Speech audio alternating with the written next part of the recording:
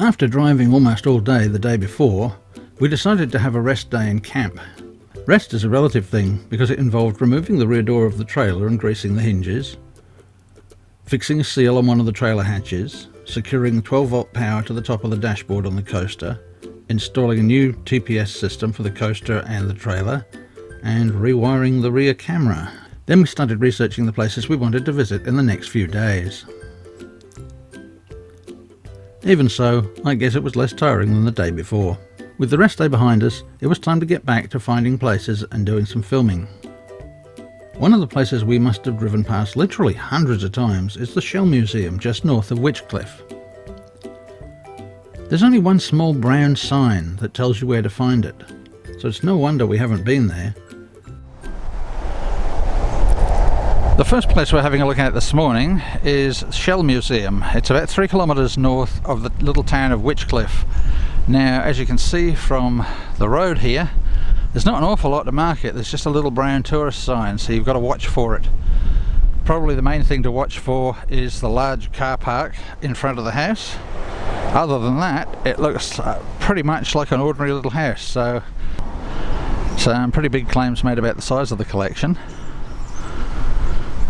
That I've seen written on the internet that it's supposed to be the largest shell collection in the world, which, well, that would be an interesting claim if it's true.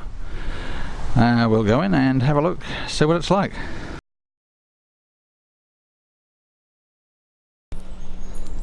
Well, unfortunately we weren't able to take any photos or video at the Shell Museum, not allowed there apparently, so I would really recommend that people go and have a look at it. It's an amazing collection. And lovely people running it, Kath and Peter. Peter's finished diving now, finished apparently at the age of 72, and the idea of great whites around the area is what put him off. Can't say I blame him for that, but they have really put together an astounding collection of shells and all sorts of other bits and pieces, crabs, to do with marine life, so really worth having a look at that if you're down in the area. It's a hidden little gem about halfway between Margaret River and Witchcliffe. We drove south from the museum to Witchcliffe and then turned onto Redgate Road. Our next destination was the Boranup Gallery. Here you'll find some stunning wooden furniture, artwork and sculpture. Even if you aren't looking for anything to buy, it's really worth having a look around. There's some really nice pieces in here. There's also a cafe where you can just relax and have a cuppa before moving on. Our next stop for today is Boranup Gallery. It's located a little off Caves Road, and it's very famous for sculptures and furniture and general types of artwork, so hopefully we'll be able to get a little bit of footage here. We'll go in and have a look now.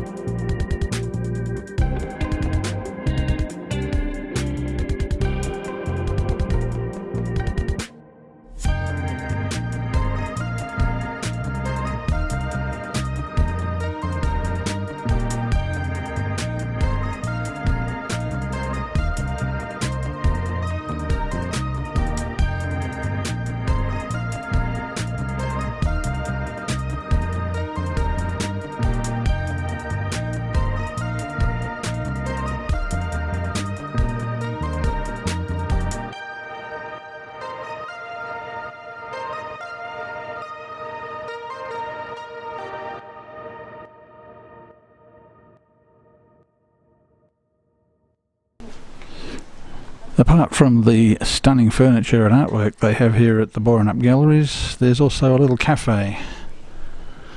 So if you want to stop and have a cup of tea, cup of coffee and a bite to eat, it's a great spot to stop in and have a relax. We backtracked to Redgate Road and headed west down to the beach. It's often very crowded in peak season and it can be all but impossible to get parking. But thankfully this time of the year it was pretty empty. This was our final destination for the day, as we were just going to take it easy for the afternoon.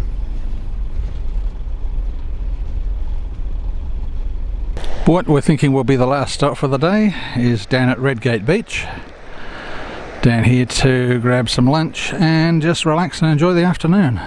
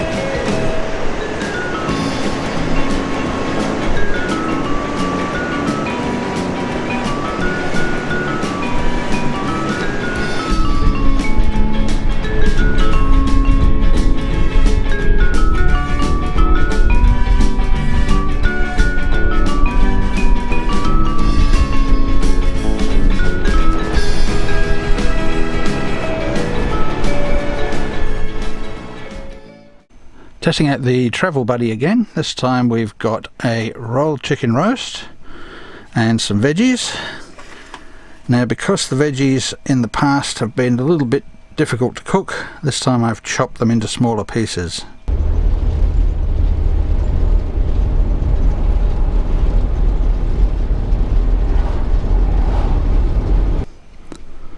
This is the end result. It seems like it's cooked really well, and the veggies are pretty well cooked, just have a little bit of firmness to them. They're not overdone, so they're not too soft. And we'll chop that chicken now and have a look inside, see how it's gone. And there we go, nicely cooked, ready to sit down and have a nice roast dinner. The travel buddy's done a good job. It took about 3 hours from start to finish, so it definitely does take a bit longer than an ordinary roast doing it in the little travel buddy oven, but they certainly work very well. You just give them that extra bit of time and they do a great job.